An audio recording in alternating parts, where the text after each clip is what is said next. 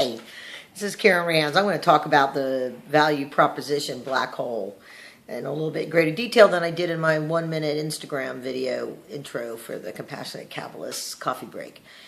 Okay, so here it is, and this happens so often. So I'm hoping that those that are listening will really think about this as it applies to their business as an entrepreneur, and then also as an investor as you look at companies and you try to figure out, there's something there, but I just don't quite understand it. Well, so here's the thing. When it comes to bringing innovation to the marketplace, it can happen because somebody's created a better mousetrap, or it can happen because it's a net new way of doing things that people have never thought of. So let's kind of take a little look at the computer industry as we know it, right? So when the PC was first invented, what was it in effect? It was replacing a typewriter. And it was allowing people to store information that they would be able to correct and modify on a continuous basis, unlike, doing whiteout or whatever on a typewriter. I worked for IBM back in the day, and back when we were first replacing typewriters. And so the value proposition was to convince the secretaries why this was better for them than having a typewriter, how it was going to save them time, and then you convince the business owners that they were going to be able to have a better way of keeping track of their books and their everything, right? So IBM was a leader in that space at the time, battling it out with Compaq. And then a little company called Dell came along. And so now we had these computers, and of course IBM was fairly arrogant at the time about what it was that they did, and you bought it, kind of like the soup Nazi. This is the way we serve it. Or the Saturday Night Live video where it's like, no cheeseburger. Well, in IBM days, the XT and AT that was it, right? And if you didn't like the way it was put together, tough. And Compaq did a little bit better because they had a little bit of a mobile thing. They didn't make their own monitors, so they brought in, and they were a little bit more compatible with other stuff. And then Dell came along. And what did Dell figure out? Dell figured out that, yes, people wanted computers, but they wanted them to be, because there was this whole industry of people that were making computers in their garages. And there was all kinds of people that was a sort of a cottage industry of people making computers and for their friends as part of PC clubs or whatever. And lots of little businesses were set up. So Dell said, we're going to do just-in-time manufacturing according to how you want it built. You want a big hard drive, you want a lot of memory, you want this, that, or whatever, have it your way. They were the Burger King of computers, right? And they exploded on the marketplace at that time. And then there was Apple that said, they were a closed environment, but they understood that people wanted something that looked like pieces of paper, operated in their office the way they wanted it. It had file folders, it had images of things. So that GUI interface became it. So you have this evolution of innovation that came along, and in each case, they realized there was a shift in the marketplace or something that they could respond to. And in each one of those situations, other than the fact IBM, probably not because it was a big company at the time, but Compaq, Dell, and Apple were startups that addressed more. The IBM kind of created the market and said it was there, but they did it only because they saw competition coming in from this grassroots world. And they came in, and so they started creating it. They didn't have an operating system for it. They were all big iron. That's where Microsoft came in, right? And that was a whole nother set of innovation. You want to read all about it, go read the making of Baby Blues, unmaking of IBM, I think is what it's called. So that's an example of how, there was a market along the way. And yes, probably there's dozens and dozens of various computers out there that never made it to the market, that might have brought some other form of an innovation to it because they didn't understand the niche of what they satisfied. And in each case of those examples, out of the total global market of who bought PCs, there was a niche that wanted it customized, that was willing to take a risk with a startup company. And then there was a niche that wanted it to have this user interface that was cool and draw and be able to do all those things.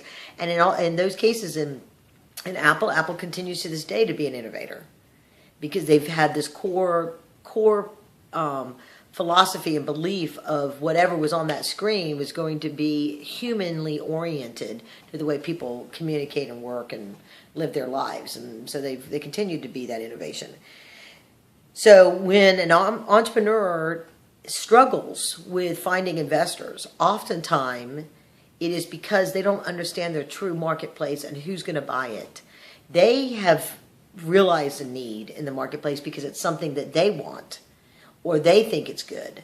But if you don't figure out as an entrepreneur who's going to buy it, and lots of times, I'm working with a company right now, when he brings it up, people go, oh yeah, that's totally cool, I want it. They don't know what the price point they're going to do. They don't know how they're actually going to use it. They don't know how they're actually going to sell it.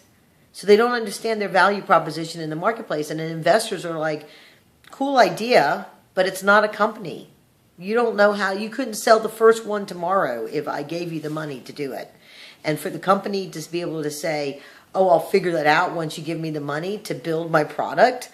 No, it doesn't work that way. The investor needs to know that you know what you're going to do with it once it gets built, and what people are going to pay, and who's going to buy it, and where they're going to buy it, or how they're going to get along. There are there's a small group of investors that are very forward-thinking tech investors that have a vision of where social media is going, and they go way out beyond social media, and they're willing to invest in these ideas based on the number of eyeballs and clicks and links, and it doesn't really have a revenue proposition. And because they're building based on the data, that behavioral data of how people use that, what they like, the trends, the ability to implant advertising in there through these YouTube, through various brand-oriented ways, big brands are actually able to have an impact on those social medias, much more so than regular traditional businesses. But that's not what they're going after. I had this other guy, that very successful businessman, and just because you're a successful business person doesn't mean you always get this, who has this understanding of an opportunity, and there's a need in the marketplace for a certain kind of education to a certain industry sector.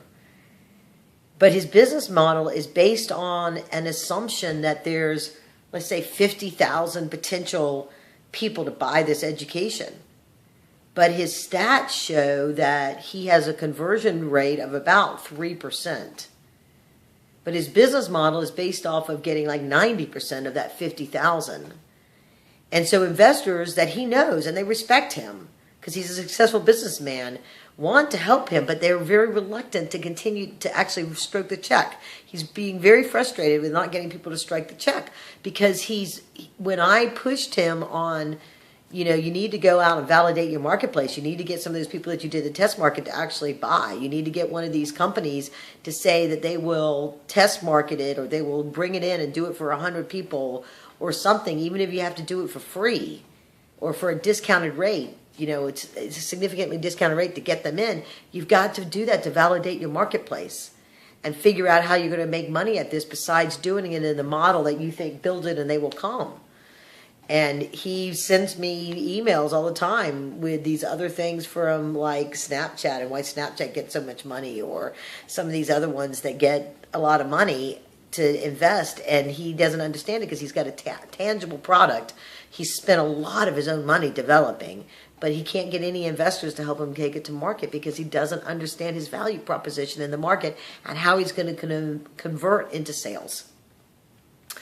So as I approach my wrap-up time on this, I hope that you get that as an entrepreneur, and I hope you as an investor understand when to look beyond. Sometimes entrepreneurs are difficult at communicating. Yes, sometimes they don't understand their value proposition, but sometimes they are too technically oriented to understand how to explain it to you as a layman. And so if it's in a sector that you're very interested in, and you have some knowledge about that marketplace, help them to figure that out. Be a mentor for them for a day to figure out how to explain it. That's part of it.